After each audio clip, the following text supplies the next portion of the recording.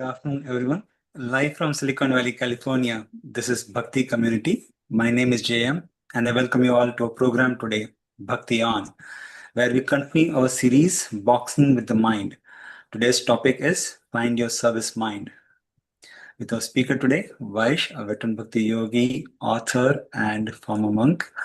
We are around 15 members on Zoom. I think people are still dialing in, and I've got Premanishta helping me out in managing social media today. Welcome back, Vaish. Very happy to have this boxing the series topic continue. Glad to looking forward to this session today.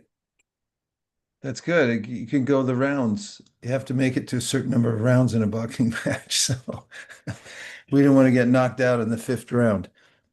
Thank you, everybody, for coming for Bhakti On. It really comes with an exclamation point at the end, Bhakti On, because one of the main ways in which we can be aligned as humans is to keep our bhakti going every day. This is one of the directives that's given in the Bhagavad Gita and the Srimad Bhagavatam. These are all books that talk about the practice of yoga and how to be perfectly aligned in one's life. And they describe how we have much higher purpose than we might imagine in life. Of course, we must be dutiful, but ultimately we have the highest calling to be responsible for. This is a little bit of pressure.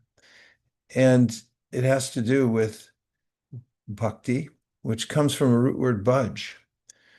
Bhaj means that every entity, I could say living entity, has a natural impetus to love. It's the most comprehensive of emotions that we have. And there are different ways of expressing that love. So through bhakti, we're directing that love towards the supreme entity. I mean, that's the general idea in any spiritual practice. And it's done in various ways, in various traditions. But one of the most universal ways is through mantra, or the repetition of the divine sound or the divine names of the Supreme. And just as some are still arriving, but those who have joined already, those of you who have joined already, why don't we just take a couple of minutes to come into a spiritual space through this practice of mantra meditation. And together we can repeat a mantra. Man means mind, tra means to deliver, to lift it above the mire of material thoughts and anxieties.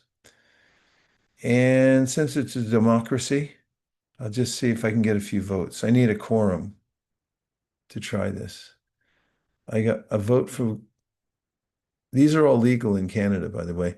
Noelani voted, Kotakarna, Lavanyan, Joe, thank you. James, you're all so generous. Okay, let's do it. I'm going to do a little arranging of my Zoom to take advantage of all the hard work our Zoom friends have done to make sure we can get good sound. And then I'm going to turn on a drone. And if you'd like to go through this exercise together, it can be quite refreshing. First, you'll hear is a drone coming from a tanpura, which is a very soothing instrument, and I hope it sounds okay. JM, sound all right, or is hubby going to complain again? All right. Let's take a moment for some introspection. Please try sitting up a little straighter than you were just a moment ago. And then close your eyes and come into the present. You can regulate your breath and relax, but be introspective. Let's observe what's going on inside. Just a moment, we were externally ago, we were externally focused. We were looking at the screen, figuring out what's going on. But now we don't have to do that. We can just look and observe what's on the inside. And you may take a moment to notice the mind.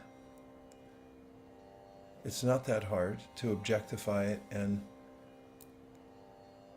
just note whatever kinds of thoughts are going through your mind. They may be emotions, thoughts.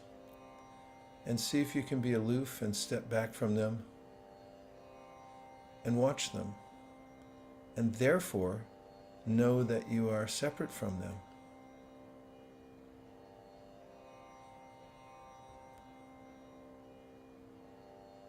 The mind is active for most of our day. In a 24-hour cycle, we have awakened consciousness where we're thinking when we go to sleep, and we have sleep with dreams. Mind is active. We also have sleep without dreams. These are the 3 stages of consciousness that we experience throughout the day. But we're always there. And if we can observe right now that the mind is separate from us, it's going on even as we observe it, then we're not obligated to get carried away by the thoughts and emotions that are there. And one of the ways you can start your day is by mantra. I'm going to chant the mantra Nitai Gauranga 5 times along with my exhalations. And if you like, you can try it too. Just follow along behind muted mics.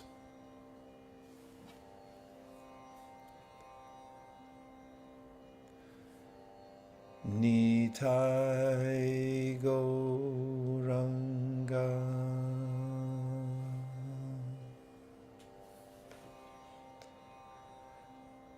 Nitai Gauranga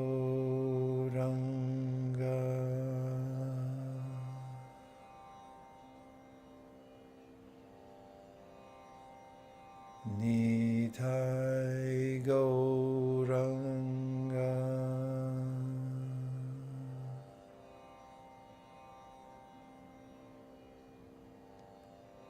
Nitai Gauranga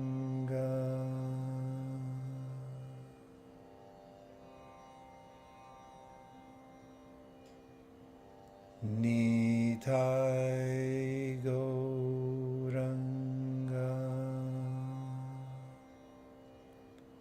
And just notice any effects of the vibration. And notice that you're aloof from the mind and body as the observer or the witness.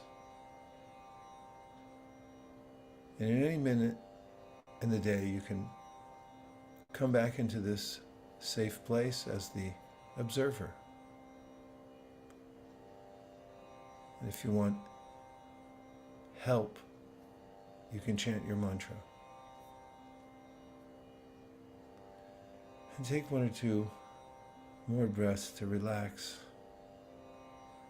Wiggle your fingers and toes. Open your eyes and come back into the room. And thank you for taking that journey with me. And today, we'll speak more about the mind and our relationship with it. And I especially today will focus on a very simple way to bring the mind into its productive state. But before I do that, I'd like to find out through JM, because that's his service. I'm not going to take it from him. If he could find out who's here for the first time, second time, third time, who would like to introduce him or herself, or somebody introduce someone else. Go ahead, JM. Thank you.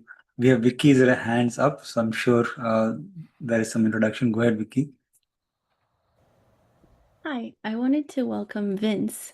He came to our dance party in Palo Alto 3 months ago, I think. He was just walking down the street and he stopped by.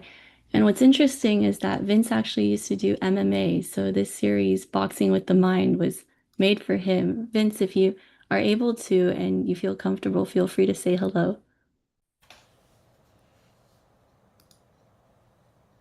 Hi, how you doing? Hey, Vince. How Good are to you? have you here. Thanks for joining.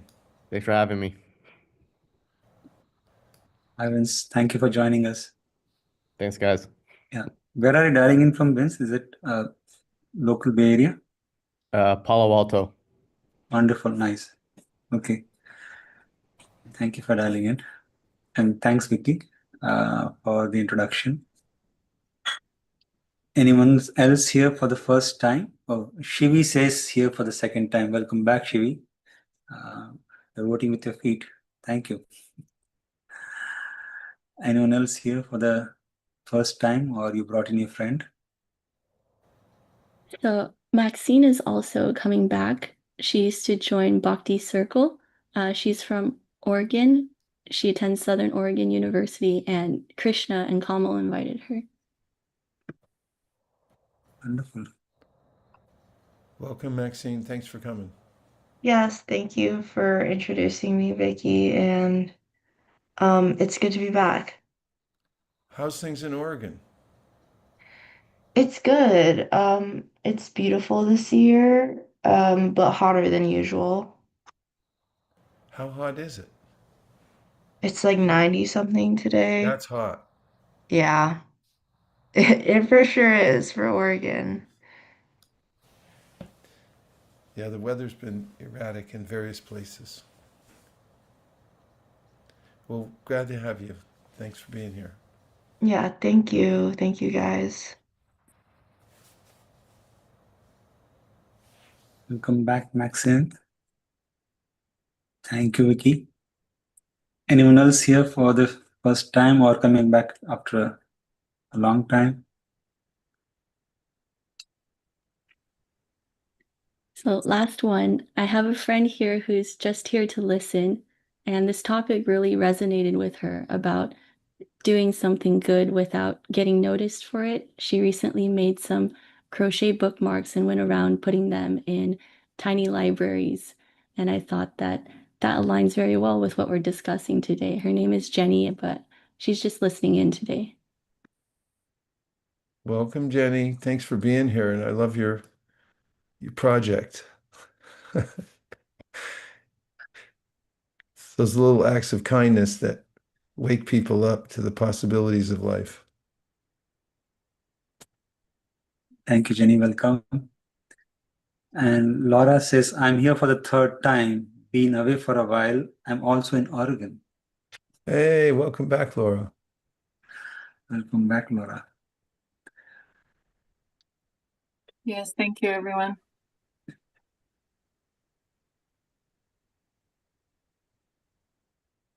And Bhakta Matthias also says, I'm also here for the third time. Okay, nice. Welcome back. Thank you. Hare Krishna. Yes. Krishna, Vaishesha Maharaj. Thanks for being here, Bhakta Matthias. Yes, thanks.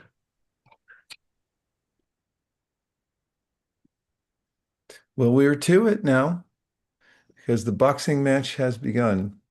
We'll enter the ring. We have our techniques in the boxing match against the mind. And one of them is especially helpful and is foundational.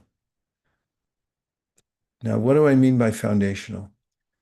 There was a gathering of sages 5,000 years ago in a forest called Naimisharanya. Has anybody heard of Naimisharanya forest? Well, the meaning of the word Naimisharanya is the place where no one blinks. And the idea behind that was that when the sages would go there, they felt that the topics, the same ones we're discussing, are so important. They were so attentive that they didn't blink. They kept their eyes wide open and their ears wide open, and they leaned into the topics. So they wanted to learn how to attain the perfection of life. But more than that, they wanted to know what is the greatest good one can do for oneself and for others. I love that topic for a seminar. And there's lots of seminars around the world these days, but I love what the sages did there and what their intention was when they went to that forest. What are some of your opinions about the topic of that seminar? Just give an adjective or something. Do you like the topic? Sounds very utilitarian. Yes, Kurt.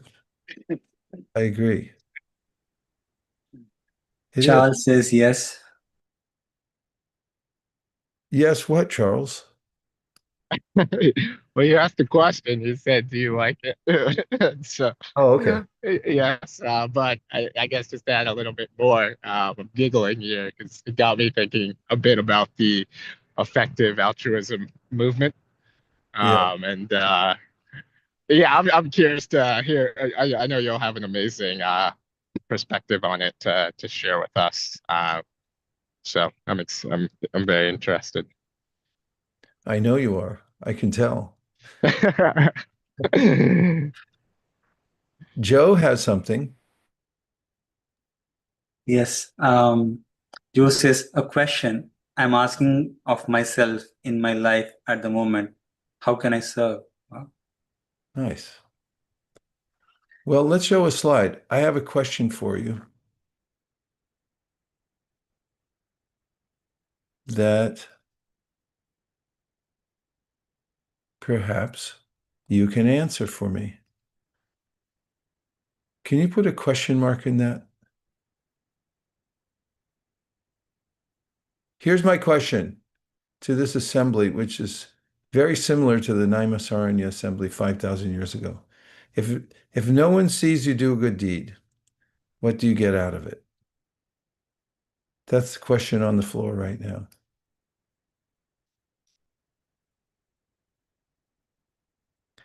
Noelani said, do we need to get anything out of it? I don't know. Do you? It's a question. Do you go into doing a deed? Have you ever done a deed? And do you wonder at what might happen? Or if you've ever done something where you did it anonymously, what did you get out of it? And no, you don't have to want to get something out of it. But I'm just curious. Jam, there's all kinds of stuff coming in. This is... Yeah, there are quite a few responses. We have Vicky saying true welfare work. Kautuk says very thoughtful topic. And then inner happiness is what Premanishta says. And of course, as you said, Nolani asked, do we need to get anything out of it? So she is saying not possibly meaning we don't need to expect anything out of it. Radhakrupa says feel good. Laka says God's blessing. Lavanya, satisfaction and contentment. Vijay says satisfaction. Chuck says karma. Well, Noelani, when you do something without attracting attention to yourself, how do you feel? I mean, I guess I don't really, I guess good. I just don't really try to think about it in that terms because I feel like if I'm trying to do something for someone, I'm trying to make them feel good or help them and not really worry about myself. But I mean, it does feel good. I'd be lying if I was like, oh, I feel nothing. Well, this is what I'm intrigued with. It does feel good. And Premanishta said inner happiness. And we also had Radhakripa said he feels good. Flaka says feels blessings from God. Lavanyan said satisfaction, contentment. Vijay said satisfaction. Chuck said karma. We'll have to ask him about that. Vicky said soul satisfaction. Maxine said love. Oh my God, these go on and on. Connection to something much larger than ourselves. I do not know a single word to express magic, self-rewarding opportunity to grow. Let's not forget service to others is fun and personal growth. All that from doing something for somebody without being seen. My question is why? Why does it feel good? Why does it feel like growth and upliftment if nobody sees it? I mean, how do you get promoted in your level of happiness by doing something for someone else, a selfless act, let's say, and you didn't take credit for it? Does anybody have any theories? Ooh, go ahead and read that one, Jam. Lani says, because we are doing what we are meant to. Wow. Now, you want to say anything more about that, Noelani? What do you mean by that? We're doing what we're meant to do. I mean, I just believe that we're meant to be of service to other people. We're meant to help and connect with others and spread love and goodness. And so, of course, if it's natural, like it feels good, you know? It's just what our souls are meant to do. Well, that'd be nice if there were more people like you in the world. I have a explanation for it. Yes, Can I please. share? Yes, please share. So, I mean, a couple of years ago, I went through this course, Science of Happiness. It's like a proper uh, thing for like 6 months course. It's like a diploma, very easy. But yeah, I was doing it, and there was this explanation that uh, it's in our DNA, it's in human DNA to serve others, and you can only be truly happy. At least like 30% of the happiness component belongs to how much you are serving others as a society as a whole. So it's in our DNA as a species. I see. Something inherent, huh? Yep. Well, that certainly is somewhat aligned, it sounds like, with what Noelani is saying. Jam, you want to read the other ones that are coming in? Yeah. Kurt says, because anything selfish you do feels good. There is no such thing as selflessness. If you do something good without someone knowing, you have just figured out a higher form of selfishness. Well, that's an interesting topic. Maybe I'll expand on that a little bit, since Kurt likes to try to throw a wrench in the works. Right, Kurt? Yes, 100%. Kurt and I go way back. All right, so there is a section in the Srimad Bhagavatam for those who are keeping score at home and have a Bhagavatam set at home.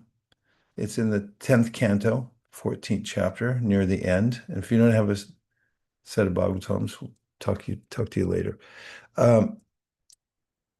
There, the main teacher of the Bhagavatam, Shukadev, is talking to the king Parikshit, who, after all, had walked away from his kingdom. Having been cursed to die in 7 days, he wanted to know how to use the last 7 days purposefully. And he met many people, but among them, there was the renowned sage Shuka. And all the others who had come there to advise the king stood up out of reverence for Shuka and asked him to sit down and speak, which he did for almost a full 7 days. And one of the topics he discussed, he mentions that there are different considerations of who we are. Self means Atma. Atma can refer to the body, to the mind, or to the spiritual self that's within the body and mind. Most people identify themselves with the body. As if you interview somebody on the street and say, "Who are you?" They'll say their name, where they were born, what occupation they're in, and so forth. They identify with the worldly existence, which comes and goes. And so Shuka says that that consideration is temporary because it doesn't, well, I'm saying something circular, it doesn't last forever. That's what temporary means. It comes and goes. And that's a designation that we've been given just for a little while. Like I was born in Kaiser Hospital, Walnut Creek, California, popped out, and my parents slapped a name tag on me and said, "Your new name is Willie." And that was it. Of course, you can change your name and change your body too. So then he says there's a consideration of the mind, which is the subtle body, and the mind is another identification we can have as the self. He said that too is temporary, although it's more permanent than the gross physical body, because we take the subtle body with us when we go to the next body, the next gross material manifestation we enter into.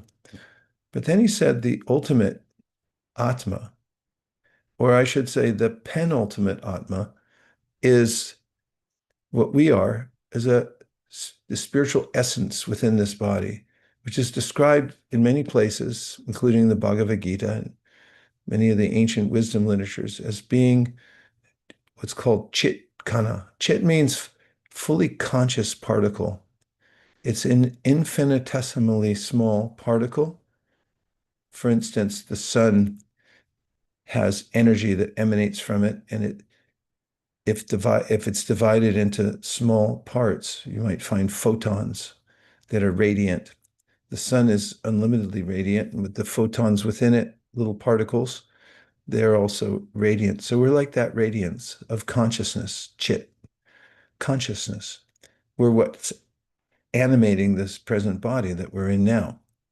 And then he says, then there's beyond the chit, kana, the little particle of consciousness, there's what is called the param atma, or the supreme consciousness. So he says, we're part of the supreme consciousness. We have the exact same quality, that it's light and awareness and feeling of happiness and knowingness. We can know things because we're conscious. But he said, besides us, there's our origin, which is the unlimitedly and ever expanding consciousness called the Paramatma. So he says that selfishness, when we do acts that are for just our own body, then these acts, or acts that we do just for our mind, are based on the fact that we're in the body. As soon as we leave the body, we don't care for it anymore, because the only reason we think it's a good idea to do something for the body, and it probably is a good idea, you have to take care of it. But the reason I'm oriented on doing good for the body is because I'm in it. But as soon as I leave the body, then I don't care for it. Just like when you sleep at night, you don't care for your body anymore. You're off flying somewhere else in an astral body. Your other body's lying somewhere on a bed or a couch, and you're not even aware of it. Or if you're under anesthesia, you really don't care for your body. If you've ever had surgery done, you just wake up and it was done. And while it was being done, because you weren't conscious of it, basically you didn't know about what was happening, then you didn't care for it until you woke up and became aware of your body. Then he says, does Shukadev, that imagine how attentive we are to the body, to our bodies and minds. We'll do anything. For instance, how much would you pay for your little finger if you were to bargain for it? Probably a lot, right? And so then he says, our actual orientation, which is going closer to what Noelani said in the beginning, a real nature is that we're connected to the supreme whole. And this is where the idea of yoga comes in. Yoga means to become fully conscious of our connection with the Paramatma, the Supreme Soul. And so you think of it like this. we take care of our bodies because we're in it. But imagine how much we would value the soul of our soul. And this is the idea of the Supreme Soul. We're actually a part of a bigger soul. And so when we are doing something, it's with a sense of identity or ego. And there's two kinds of ego. One is real ego, knowing that I am a spiritual soul. And the other is false ego, when I'm doing something for my temporary body. And so I agree with Kurt that we're doing acts of selfishness in the sense that we're doing something for the self. We have to, because that's what we are. We have personhood. However, when it's misdirected towards the body, it's considered to be a lower kind of investment. When we point our sense of service towards the Supreme Soul, which is the soul of our soul, then we're in a state of perfection called yoga. This is Shukadev Goswami's teaching in the Srimad Bhagavatam. So this all has a practical application, which we're getting to. But I'm still intrigued by the reason that we all feel a natural sense that when you do something anonymously for someone else, in other words, you're not expecting a reward, the reward's there anyway. And so when I was doing a writing project, I did a little research there. I found this study in Canada where they had interviewed thousands of students. And they just asked them a simple question: is it better to give or receive? And it was about 95% said it's better to give. It was intuitive. They all opined in that way. And it's just an interesting phenomenon because we have an intuition. In America, when it comes to the holidays, people all say the same thing. This is the season of giving. Everyone feels happy that they're giving to somebody else. The sages at Naimisharanya felt the same way, and they came up with this formula where they said that the highest good one can achieve for oneself is to do service, which is unmotivated. In other words, I'm not expecting anything in return. And then they added another criteria, which is that it is uninterrupted. Unmotivated and uninterrupted service, they said, completely satisfies the self. And they said it must be directed towards the Supreme Self or the Paramatma. There's lots of places you can do the service, but if you direct it towards your center, they gave this analogy. When you water the root of a tree, then all the branches and leaves are naturally nourished. Or when you feed your stomach, then your fingers and toes, nose, everything else, all the extremities, they're also nourished. So we're like an extremity of these supreme. And when we feed the supreme whole or we serve the supreme whole without motivation and it's uninterrupted, then we feel complete satisfaction. And the verse in Sanskrit says, Savai Pumsam Paro Dharmo, that this is a dharma. Dharma means, as we just heard from Hitesh, who talked about this impetus being in our DNA. Well, the way that it's described in the Srimad Bhagavatam is very similar.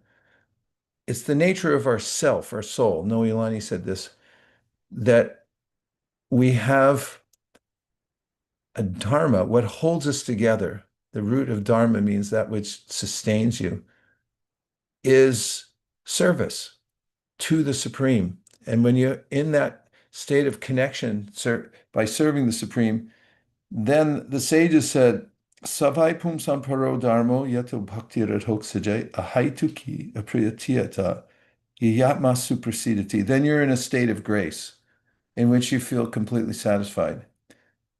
Interesting, because we all responded, for the most part, that by giving, by doing service without motivation, then we feel satisfied. And that's what the sages concluded also. So I think we're on a good track. We're harmonizing with the sages at Naimisaranya. So the topic of this segment of Boxing with the Mind tonight is find your service mind. There are different states of mind we can be in. Have you ever been in a state of mind where you felt that you wanted to control or you wanted to usurp? What are some other words we can use? Dominate or steal. I mean, there are states of mind which we might describe that don't have anything to do with the impetus to serve. And those states of mind will not produce the same result.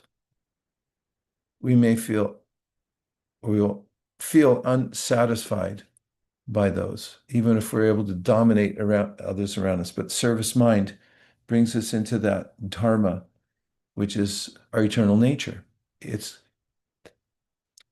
parallel with our eternal nature. Let's look at another slide.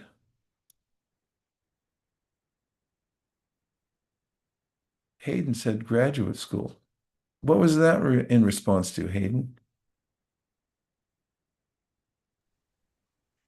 So, in terms of graduate school, I was just making a joke about kind of being in a state of mind where you're looking to escape constantly and looking for a sense of control. Just kind of, bad experiences in general. I see what you mean. Yeah, we can all trace back to environments where maybe the service mind is not promoted. There may be, the competitive mind. And I'm not saying all these states are absolutely forbidden or anything like that. I'm just saying that the preponderance of evidence shows that when we're oriented towards service in whatever we do, then we come to this state of yoga or harmony with the Supreme, and then we feel satisfaction. We're in a state of grace. I like that though, graduate school. Thanks, Hayden. Okay, let's look at some slides and see what it brings up. Now we've done this one, and I gave a definition of service that the sages with whom we're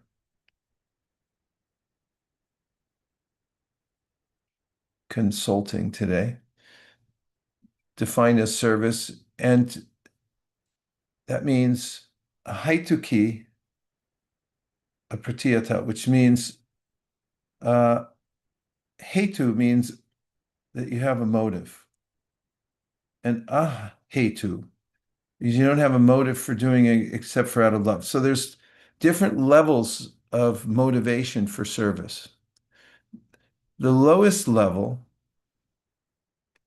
as described by those who are learned in what the sages taught at Naimisaranya, is fear. Do something out of fear. Above fear is prospect. What am I getting back from this? And that's what I think some of you resisted. You say, oh yeah, I don't want anything in return for this. So prospect means, have you ever had somebody serve you and then you realize that they were serving you because they wanted something in return?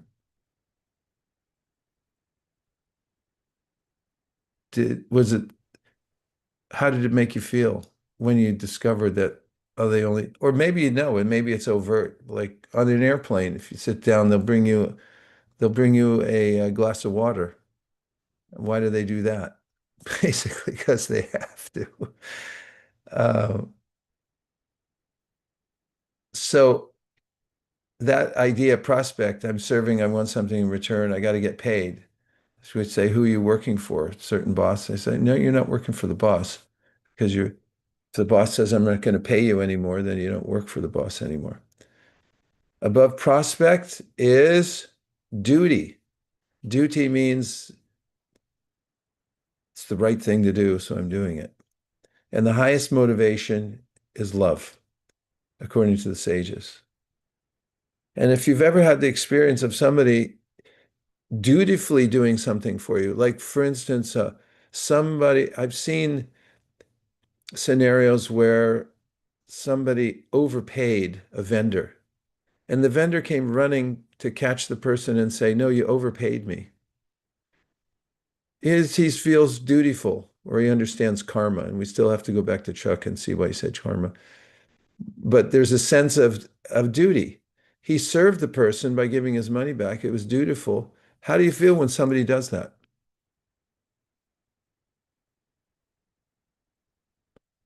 Do you notice it, or is it just normal? Vicky said happy. Happy. I mean, usually what I notice is people say, wow, that's an unusual person. Most people would have just kept it. Inspired. I hear, or at least I hear some stories that maybe somebody left a bag or a wallet or something in a car or a taxi or a rickshaw, and it had hundreds and thousands of rupees in India, and maybe even lakhs of rupees, millions of rupees. And they went back and gave it to them without taking a single rupee back. And it's all over in the newspaper that how did he do that? Like he himself is poor. He could have just, I don't know, maybe saved his 10 years of work maybe and by keeping it to himself and nobody would have known, but he chose to go back and give it to the person. And everyone felt happy of this act. Yeah, my teacher Prabhupada tells a story about something he saw where father told his son, just before the father died, he told his son, I have a debt to a certain person. You have to go pay it back. And after his father died, he went to the person to pay back the debt. And the person said, no, he didn't owe me that. He didn't owe me that. And he said, no, I'm sorry. My father said he did, so I have to pay you. And so that sense of duty. In Japan, it happens all the time. People leave something and then they bring it back. It's just a sense of duty, social duty. So we feel some amazement at that, wonder, Kautuk says, and then Hitesh said the most poor are the most generous a lot of the times. It can be true too. And so that's duty. And what to speak of love? If somebody does something in service to you out of love, it's really overwhelming, isn't it? I hope I'm not leading the witness. But the fact is that when somebody does something for you out of service, in love, this is what Bhakti describes, is this life experience where everything you're doing is towards loving service to the Supreme. You're in love with the Supreme, and you're doing everything that you do, every act in your life, whether it's raising children or whether it's doing your job, you're doing it as service to the Supreme. And this is what the sages say is practical, because if you come into that state that you're doing service out of love for the Supreme, consider that everything you're doing is for that sake, then you'll be in that state of grace. Okay, I'm going to pause, Jam, because there's more coming in on the board. I think even Kurt wrote me back, and then we didn't even go back to hear what Chuck had to say too. Yes. Would you like to ask Chuck? What do you Yeah, mean? let's ask Chuck. That should be a section of our program every week. Ask Chuck. So I was thinking about karma in response to the initial question, and I was also thinking a lot recently about I learned about the different types of karma, karma, vikarma, and akarma. And so, I was thinking about what type of good deed this is that nobody noticed, and whether it was on the material plane or the transcendental plane for the Supreme. So yeah, I was thinking a lot recently about how to do more akarmic activities. That's a really good point. There's a verse in the Srimad Bhagavatam, you can look up sometime, which you may already know. It starts with Ayor Harati Vaipumsam. And it talks about how with every rising and setting of the sun, a day's lost. It's taken away a day of your life. Ayu means lifespan. So ayur harati vai pumsam. Harati means it's taking away your life. And the sun's talking to you as it's going over. I'm taking away your life.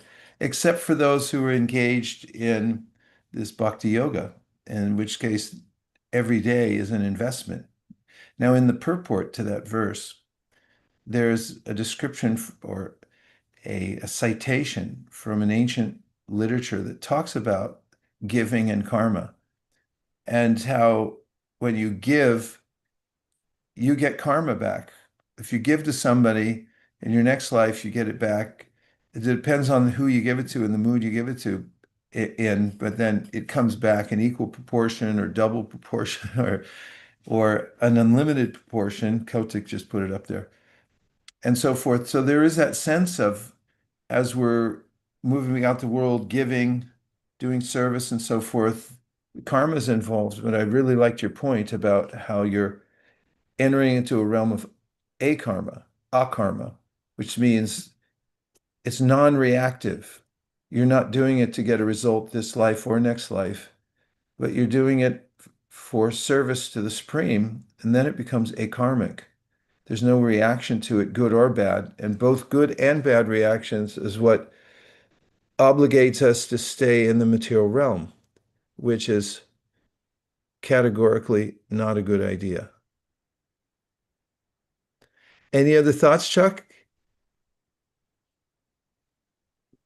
Thank you so much. That was great. I guess my one question that I was thinking about in response is there some way, I feel like my whole life has been spent trying to find the right type of service.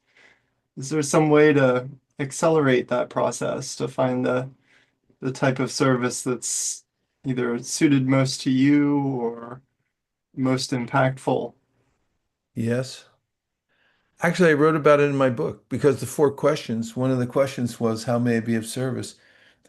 And what I wrote there, quoting myself, was that usually when you get service that's substantial, find somebody who has service, who has a big mission, and then they have a big mission statement for their life. And they say, and then you can see they need help, especially when it's being passed down from antiquity, that here's a service that should be done for all living beings. And if you find somebody engaged in that and they need help, like my guru said, please help me. And I knew what he was talking about because he had certain kinds of things that he really wanted done. So as minuscule as my efforts were, I tried to help. And then I found myself enveloped by that service. So oftentimes when you find somebody who already has something they're doing, and then you just say, I see a way I could help. Can I try, to help you out? That's when you put your little toe in, and the next thing you know, it becomes your life's mission, and you're carrying on the tradition to the next generation. That's my advice. Thank you. We have a few things on the chat, but Prime Minister has her hand up, so I'll let her. That's always good news. Yes. And it practically looks like she is in Naimisharanya, the only one here that looks like she actually lives in Naimisharanya forest. Yeah, virtual Namaskar. So my question is that when we are doing selfless service, we start with, even though I'm starting with a good intention and without expecting anything in return, but sometimes that service I feel is giving me satisfaction because it makes me feel empowered. And I'm wondering, is that okay? Or if it's not, then how do I rise above that thought or that type of feeling that I'm empowered? It kind of give me a boost that, okay, I was able to do it. So how do I get over that? Well, by remembering that whatever we're doing as an instrument. Because whatever we do in this world requires us being empowered by a higher power. And if we forget that we're not really doing it, we have the intention and we do our best to do it. And if we're able to then do a valuable service one way or another, it's very helpful to remain humble and hungry so that we don't fall into the trap of thinking we're the doer. And if we feel empowered, we should always pass the credit up, that it's not me. I'm being empowered. My spiritual teacher always used to pass it up. If someone said, it's amazing what you're doing, say, it's not me. I just took a little service from my spiritual teacher, and he's the one empowering me. And so that humility can really help because, well, there's a sociological phenomenon, and it was given by a person named Michel, and it was coined as Michel's iron laws of oligarchy. And in those iron laws of oligarchy, through extensive research and showing evidence of this phenomena, he says that people, when they take up some noble cause, they tend to then forget about the nobility of the cause, or they forget about being noble, and they start to consolidate power as much as possible, as power can corrupt. So even if you get some sacred service, and then within that service you start trying to covet it, of course it's good to protect your service if you can, but if you then take advantage of whatever power you're getting from it and try to consolidate it, you can lose the spirit of doing service that's without motive. So that's why there's so much emphasis given on our attitude and renewing that attitude again and again, that I'm a servant of the Supreme. I'm an insignificant servant and I'm doing the best I can. And if you do wonderful things, then you pass it up to the credit of the one who's empowering you. Does that help? Thank you. Okay. Well, now I hope I'm not afraid to look, but let's see what Kurt said in return to what I was saying. Yeah. Kurt, he asked a question. Just a second, I'll go there. Trying to find what he said. Is the Supreme in service to us then? That's a question he asked. Can be.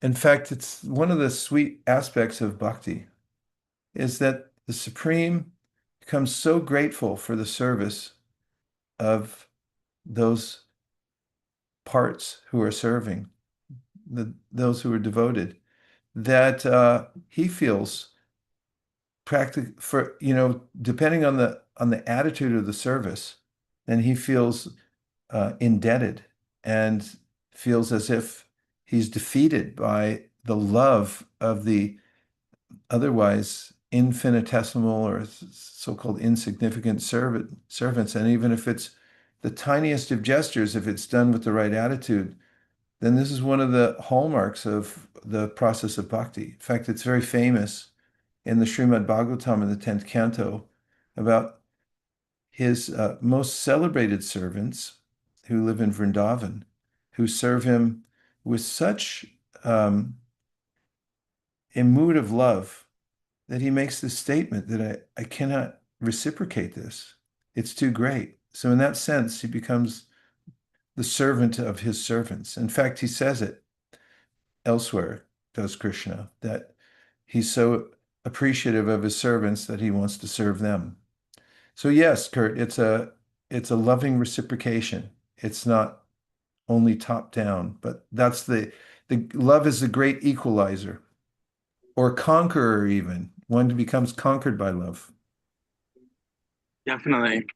I think the question stemmed from, I mean, everything you said is awesome, but it also kind of seemed like it relied a bit on us being the first mover of devotion towards him or to the Supreme before it comes back to us.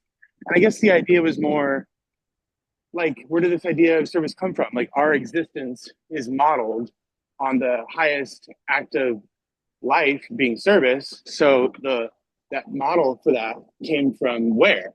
Like, is Krishna, is the supreme, is that in service to something that is like beyond like current understanding? Is the supreme in service to itself? Is that the supreme's final goal? You know, is the act of creation an act of service? You know.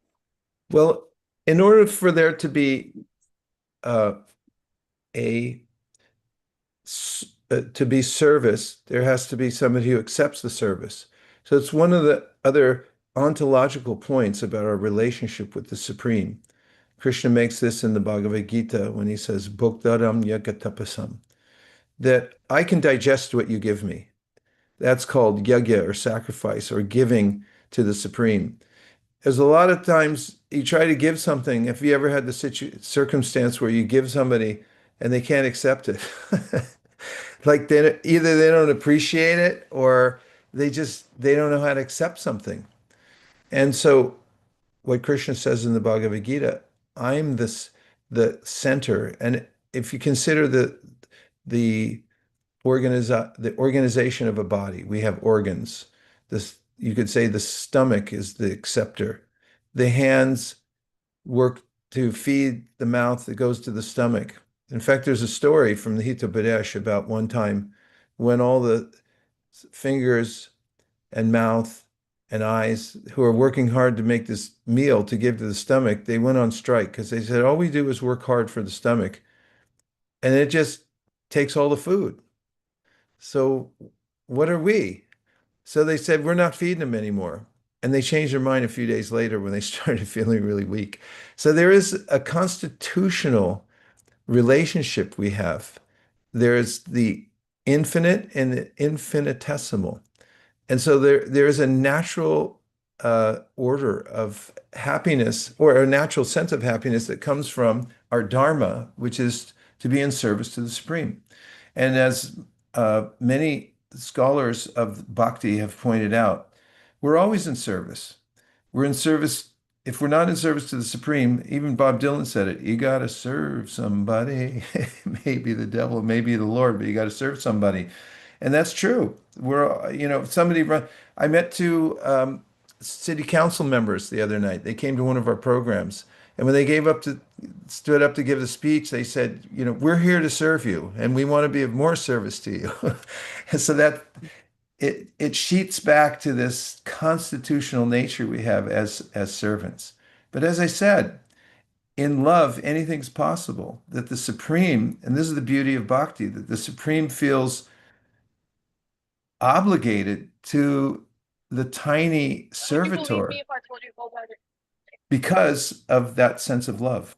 So that love conquers all, even the Supreme. Got to conquer that heart, I guess. That's right. Conquer the heart.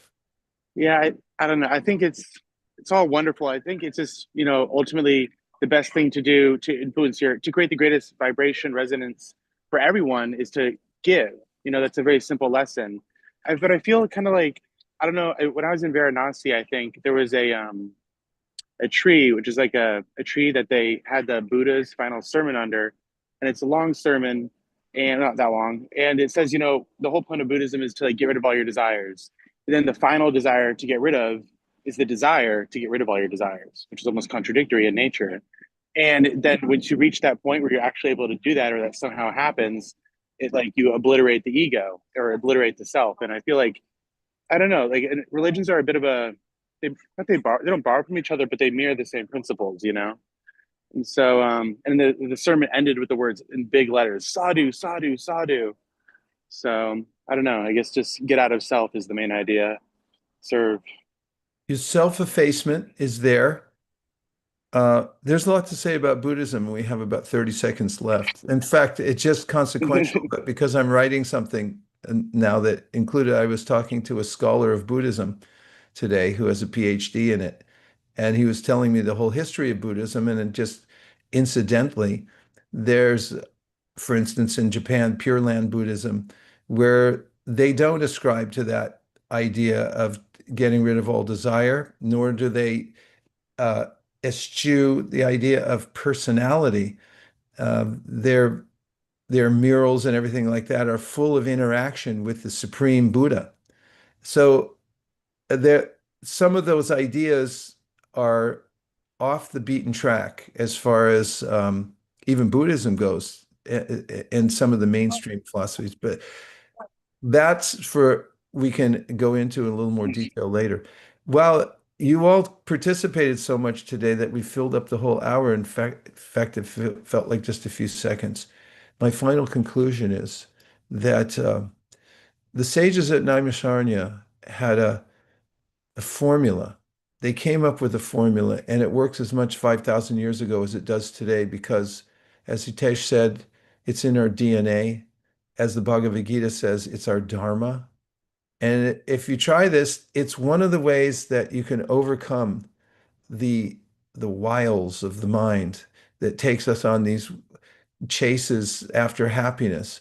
It's right there with us in our own nature that if we turn our attention in service in any way, in fact, in the Bhagavad Gita, Krishna says, if you just try to serve one way or another, you're going to feel happier. And it's a point I tried to make in my book also. But that's one of the great lessons of boxing with the mind. Try to find your service mind, and you may find within just one moment that you're able to rise above the blows that your mind normally gives you when you're trying to satisfy yourself independently.